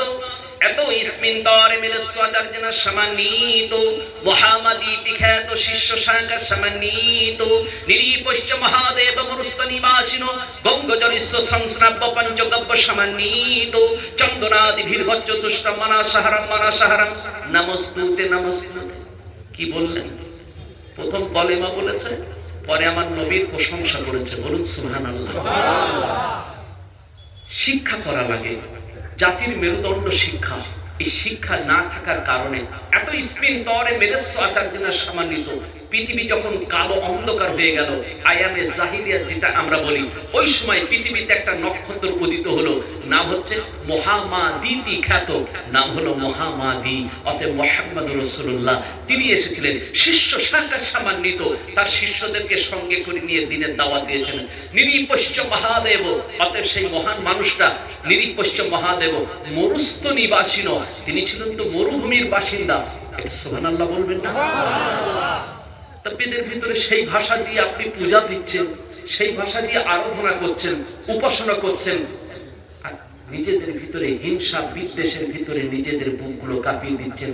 আস্তাগফিরুল্লাহ। বড় কষ্ট হয়, বড় খুবই কষ্ট লাগে সেই জায়গায়, যে জায়গাটা আজকের বারংবার মুসলিমদের সম্পর্কে আমরা রাজনীতি করার সময় সকলেই এক জায়গায় সর্বধর্মকে সমান সমান চোখে দেখি, সর্বধর্মকে আমরা সম্মান দেই, কিন্তু কোরআনকে পছন্দ করি না। সর্বধর্মকে সম্মান দেই, টুপিকে পছন্দ করি না। সর্বধর্মকে সম্মান দেই, নামাজিদের পছন্দ করি না। সর্বধর্মকে সম্মান দেই, বোরকাওয়ালা মহিলাদেরকে পছন্দ করি না। এটা কোন ধরনের রাজনীতি? কোন ধরনের রাজনীতি বাবা? আজকের আমার বোনদের কষ্ট হয়, মাদের কষ্ট হয়, ছেলেদের কষ্ট হয়, বাবাদের কষ্ট হয়। হাফেজ সাহেবরা খতম তারাবি পড়ে বাড়ি আসছে, ট্রেন থেকে নিচে ফেলে দিচ্ছ। বিদেশে কাজের জন্য ছেলেরা যাচ্ছে, সেখানে তাদেরকে বিভিন্ন ধরনের অত্যাচার করছো।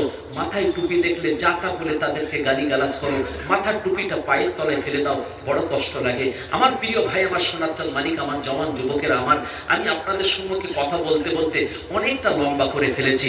আমি মূল কথার ভিতর যেটা এসেছিলাম, আল্লাহ সুবহানাহু ওয়া তাআলা, আল্লাহ তার নবীর হাত দিয়ে আমাদের জন্য একটা পানি রেখেছেন হাসরের ময়দানে, সেটা হলো ইন্না আ'তাইনাকাল কাউসার। সেই সেই পবিত্রতম পানি হাউজে কাউসারের পানি আল্লাহ আমাদেরকে দান করাবেন। রাসূল বললেন ওখান থেকে যখন আরশে আজিম থেকে আল্লাহ আমাকে ছেড়ে দিলেন। আল্লামা ইবনে কাসির আল্লামা জালালউদ্দিন সুয়ুতী রাহমাতুল্লাহ আলাইহি আল্লামা ইবনে কাসিরের বর্ণনায় যখন নবী ফিরে গেলেন বুকে বুকটা মিলিয়ে দিয়ে আল্লাহর সঙ্গে মুআনেকা করেছিলেন। ভাই আমরাও মুআনেকা করি, এই মুআনেকা করে গেছিলেন। উনি চলে গেছিলেন দেখতে, আল্লাহ সুবহানাহু ওয়া তাআলা এটা তার কিতাবের ভিতরে লিপিবদ্ধ করেছে। আমার প্রিয় ভাইরা, আল্লাহর নবীকে কানে কানে একটা কথা বলেছিলেন। আল্লাহর নবী বাড়িতে এসে বলছে, আয়েশা তুমি বলো আজকে তুমি আমার কাছে যেটা চাবে আমি তোমার দাবিটা আমি মেনে নেব। আয়েশা ছোট মানুষ, চিন্তা করলেন ঠিক আছে মহান নবী তিনি আমাকে বলেছেন দাবি করতে, দাবি যখন করবে একটু দেরি করি, চিন্তা ভাবনা করি।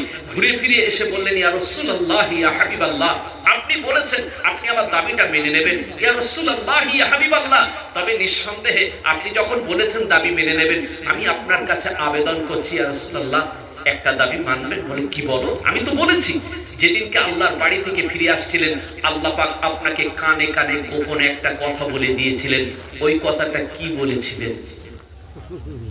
আল্লাহর নবী বলল, আয়েশা নিঃসন্দেহে এই কথা তুমি কোথায় পেলে? তোমার পেছনে কেউ কোনো গুরু আছে বলে মনে হয়?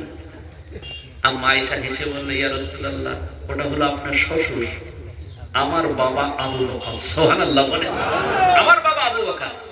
আমার প্রশ্ন হলো সেদিন রাসূল কি বলেছিলেন, যে আল্লাহ গোপনে কি কথা বলেছিলেন? আমার শ্রোতারা বলবেন আলেম মানুষরা সব জানে, আপনাদের কাছে জানতে চাইছি। এত তো দামি দামি ওয়াজ শুনেছেন বাবা, 3-4টে প্রশ্ন করেছি, দয়া করে মেহেরবানি করে একটু অ্যানসার দেবেন। শেষের বেলায় আর একটা কথা বলে আমি ইনশাআল্লাহ বিদায় নেওয়ার পালা। আর এখানে লিখে দিয়েছে আমার হুজুর একটুখানি একটা দাবি করেছে। ভাই দুঃখের কথা বলতে কি জানেন, মাদ্রাসায় যখন পড়ি তখন আজান দিতে গেলে আমার গলা খুব ভালো ছিল না, আমার আজান দিতে দিত না, আমার এত আফসোস হতো কিছু বলার নাই। শুক্রবারের দিন আগে থেকে মসজিদে 11টায় গিয়ে বসে থাকবো আজান দেবো বলে, কোনো লাইন আমার দেয় না। আল্লাহ তৌফিক দিয়েছেন আমার পীর মুর্শিদ আলা হযরত ফুরফুরাত দাদা হুজুর পীর কেবলা রাহমাতুল্লাহ আলাইহির কলিজার টুকরা আলা হযরত আমার পীর মেসলা হুজুর পীর কেবলা রাহমাতুল্লাহ আলাইহির নেক দোয়া, আব্বা মায়ের দোয়া, আর আল্লামা রুহুল আমিন রাহমাতুল্লাহ আলাইহি আমার নানা হুজুর পীর কেবলার নেক দোয়া। আল্লাহ তৌফিক দিয়েছে একটু কথা কথা মানুষের সামনে বলতে বলতে এখন একটু অর্ধেক আজান টাজান দিতে দেয় লোকে, আগে দিত না, বুঝতে পারছেন না, আগে দিতে দিত না। আমার সোনারা কথা বলতে বলতে চলে এসেছি। নামাজি কয় প্রকার বলেছি? হ্যাঁ সময় বলে দিক শেষ। 2 প্রকার নামাজি নামাজ পড়ে জাহান্নামে যাবে, 3 প্রকার নামাজি আল্লাহর জান্নাতে যাওয়ার সুযোগ হবে। আল্লাহর জান্নাতে আমি বলেছিলাম ইন্নাস সালাতা তানহা আনিল ফাহশাই ওয়াল মুনকার, নামাজ নামাজিকে খারাপ কাজ থেকে রুখে দেয়, সরিয়ে দেয়, দূরকরণ করে দেয়। আমরা নামাজ পড়ি আবার মিথ্যা কথা বলি, বলি কি না? নামাজ পড়ি সুদ খাই, নামাজ পড়ি ঘুষ খাই, নামাজ পড়ি অন্যায় করি, নামাজ পড়ি আবার জেনা করি, নামাজ পড়ি আমরা গান শুনি, নামাজ পড়ি এমন এমন অন্যায় কাজ করি সেটা মানুষের সম্মুখে বলা সম্ভবপর হয় না, সম্ভবপর হয় না। আমার প্রিয় বাবারা, আমার সোনার চাঁদেরা, এখন এই সলাতুল মুনাফিকিন এই নামাজি কারা? দুঃখ করবেন না, আজকে শুধু বোঝানোর জন্য বলে যাচ্ছি। সলাতুল মুনাফিকিন কিছু মানুষ আছে সারাটা বছরের ভিতরে 2 ওয়াক্ত নামাজ আদায় করে। কয় ওয়াক্ত? এই নামাজটা কোন নামাজ? আমি বরপেটাতে মাহফিল করতে গেছি, শোনেন টাইম হয়ে গেছে, ওই রাস্তার উপরে গাড়ি রেখে গাড়ির পিছনে মাগরিব পড়ছে। আমি ওদের বললাম কমিটির লোককে, ভাই নামাজ পড়লেন? বললো হুজুর নামাজ পড়ি, আমি লাইফে কোনোদিন নামাজ কাজা করি না। তাই বললাম মাগরিব পড়ছেন না, কি ব্যাপার? তোদের না হুজুর আমার জীবনে ঈদিন নামাজ কাজা করিনি। কি জিনিস বুঝতে পেরেছেন? ঈদিন নামাজ আমি কাজা করি না। আমি চিন্তা করলাম হায় রে আল্লাহ, এ কি ব্যাপার? এই ধরনের নামাজি সম্পর্কে যারা দুবার বছরে 54 ওয়াক্ত নামাজ পড়ে, 52 ওয়াক্ত মসজিদ আর 2 ওয়াক্ত পড়ে 2 ঈদ, এই নামাজ, বাকিগুলো যারা নামাজের সঙ্গে নেই, কখনো কখনো পড়ে কখনো কখনো পড়ে না।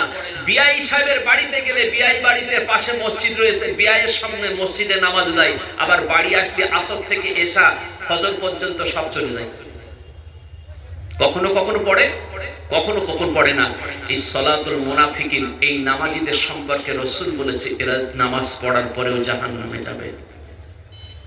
যদি ও দলে থাকেন দলটা পরিবর্তন করবে।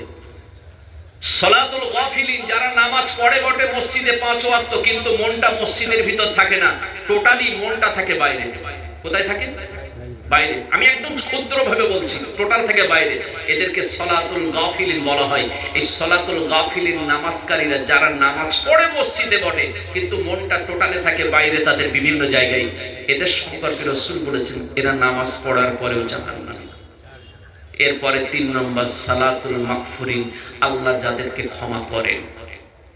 আল্লাহ যাদেরকে, ভাই দেখবেন কিছু কিছু নামাজ আছে জানছেন as-salatul mi'rajul mu'minin, আল্লাহ আমার সঙ্গে, আল্লাহর সঙ্গে আমি দিদার করার জন্য দাঁড়িয়ে পড়েছি, আল্লাহর সঙ্গে দিদার হচ্ছে নামাজের নিয়ম। এই মানুষটা বারবার আল্লাহর কথা স্মরণ করার পরেও মনটাকে বারবার একজন টেনে অন্যদিকে নিয়ে যায়। যে টেনে নিয়ে যায় ওর নাম কি? হ্যাঁ হ্যাঁ, ইন্না শাইতানা লিল ইনসানি আদুউম মুবিন, যে শয়তান হলো মানুষের প্রকাশ্য শত্রু। ভাই শয়তান কোনদিন মানুষের ভালো কাজ করে? শয়তান জীবনে ভালো কাজ করে? আমি একটা ওয়াজ আমার শুনবেন, শয়তানও জান্নাতে যাবে, তবে দুটো শয়তান, সবাই না কিন্তু, মনে রাখবেন, শুনে রাখবেন। সেদিনকে যদি পান, ইউটিউবে পান, আপনি পাবেন। সাতক্ষীরার জলসা হয়তো করেছিলাম, ইউটিউবে পাবেন। নামাজ পড়ার পরেও আমরা জাহান্নামে যাচ্ছি কিন্তু শয়তান জান্নাতে যাবে কিভাবে, এটা দেখে নেবেন। দ্বিতীয়ত বলছি, যে শয়তান হচ্ছে প্রকাশ্য শত্রু, এই শয়তান জীবনে ভালো কাজ করে বলে মনে হয়? একটু কথা বলেন। আমি আপনাকে বলছি শোনেন, আপনি জীবনে যত ভালো কাজ করেছেন আর না করেছেন তার থেকেও শয়তান বেশি ভালো কাজ করে। কিন্তু ইন্নামাল আমালু বিন্নিয়াত, বুখারীর প্রথম হাদিস, ও নিয়ত ভালো না আর আপনার নিয়ত ভালো। একজন মানুষ, এই মাটির পাঁচিল একটা আছে, পাঁচিলের ধারে ছায়া, ওই ছায়া একটা গামছা পেতে ঘুমিয়ে আছে। শয়তান ইবলিস যাওয়ার সময় দেখলেন মানুষটা ঘুমাচ্ছে, ওকে কোলে করে তুলে নিয়ে দূরে একটা গাছের গোড়ায় শুইয়ে দিয়েছে। যেই শুইয়ে দিয়েছে, ঘুম ভেঙে যাওয়ার পরে শয়তান ইবলিসকে গালিগালাজ করছে। ইবলিস মানুষ বেশে দাঁড়িয়ে রয়েছে, ইবলিস কিচ্ছু বলে না। হঠাৎ করে দেখলেন দেওয়ালটা ভেঙে পড়ে গেছে। উনি যেখানে শুয়েছিলেন, উনি বললেন আস্তাগফিরুল্লাহ, আল্লাহ, যদি আমি ওখানে শুয়ে থাকতাম পাঁচিল চাপা পড়ে মারা যেতাম। মানুষটা আমাকে কোলে করে তুলে এনেছে, এত গালাগালি দিয়েছি, পা দুটো জড়িয়ে ধরে বলছে আপনি কোন পীর বলেন? বলতে আমার পা ছেড়ে দাও, পীরটির আমি কেউ না, শুনে লাভ নেই। বলতে একটুখানি বলেন না, আপনার মতন এত ভালো মানুষ, আপনি না আনলে তো মরেই যেতাম, আপনার নামটা একটু বলেন। বলছে নাম শুনে সহ্য করতে পারবে না। বলে তবে একটু বলেন। বলছে আমি হচ্ছে শয়তান ইবলিস। বলছে ইবলিস, আপনি এত ভালো কাজ করেন? বলছে এর থেকেও ভালো কাজ করি, কিন্তু আল্লাহ আমার কোনো নেকি দেয় না, আল্লাহ আমার কোনো নেকি দেয় না। আমার প্রিয় ভাইরা, আমার সোনার চাঁদ মানিকেরা জিজ্ঞেস করলেন তাহলে আপনি ভালো কাজ করলেন কেন এত? তো বলে শোনো, আল্লাহ রাসূল জানিয়েছেন কলেমা পড়নেওয়ালা মুসলমান যদি পাঁচিল চাপা পড়ে মারা যায় বিনা হিসাবে জান্নাতে চলে যাবে। আমি দেখলাম তুমি শুয়ে রয়েছো কলেমা পড়া মানুষ, যদি পাঁচিল চাপা পড়ে মরে যাও বিনা হিসাবে জান্নাতে যাবা। আমি চাই না তুমি বিনা হিসাবে জান্নাতে যাও, যাতে তোমার জবাব দিয়ে জান্নাতে যেতে হয়, সেই জন্য তুলে এনেছি। ভাই শয়তান ভালো কাজ করে না করে না? করে, কিন্তু নিয়ত খারাপ, নিয়ত তার খারাপ। আমার সোনা ভাইরা, সালাতুল মাগফুরিন এইটুকান শেষ করে দেই, যে নামাজে বারবার শয়তান পেছনে টেনে নিয়ে যায়। ভাই এই শয়তানকে রক্ষা করার কোন অস্ত্র আছে নাকি? আছে। আউযু বিল্লাহি মিনাশ শাইতানির রাজিম, আল্লাহ স্বয়ং শিখিয়েছে শয়তানের ওয়াসওয়াসা থেকে আল্লাহর কাছে পানাহ চাই। বুঝতে পেরেছেন না ভাইরা? বাবাজিরা, আমার সোনা চাঁদ মানিক, ও সোনা চাঁদ, আল্লাহ পাক তার বান্দাদের নামাজি যাদেরকে করেছেন, নামাজে যারা চলে যায়, ইন্নাস সালাতা তানহা আনিল ফাহশাই ওয়াল মুনকার, যারা নামাজের ভিতরে চলে যায়, ওই নামাজি লক্ষ্য করে দেখা যায় as-সালাতুল মি'রাজুল মুমিনিন, আল্লাহ পাকের দিদারে পড়ে যায়, আল্লাহ পাকের দিদারে পড়ে যায়, আল্লাহ পাক তাকে দেখতে পায়। যদি বান্দা তার আল্লাহকে না দেখতে পায়, এ শোনা সাথ যদি বারবার শয়তানের কাছ থেকে মনটা ফিরিয়ে এনে আমার আল্লাহর দিকে মনটা ঘুরিয়ে নেয়, ওদেরকে সালাতুল মাগফুরিন বলা হয়। ওই বান্দার নামাজটা আমার আল্লাহ কবুল করে নেন। জোরে বলুন সুবহানাল্লাহ। আলহামদুলিল্লাহ। আমার সোনা চাচারা, শেষ করে দিলাম, আর লম্বা করব না। যে কটা প্রশ্নের একটাও অ্যান্সার পাইনি, যদি পারেন অ্যান্সারটা দিয়ে দেবেন। একটুখানি আজান তো আর এই রাত দুপুরে যদি কেউ ঘুমোয় আর এই আজান শুনে ফজরের নামাজ যদি পড়ে আর খুব সমস্যা। আল্লাহ আমার হুজুরদের কথা রাখতে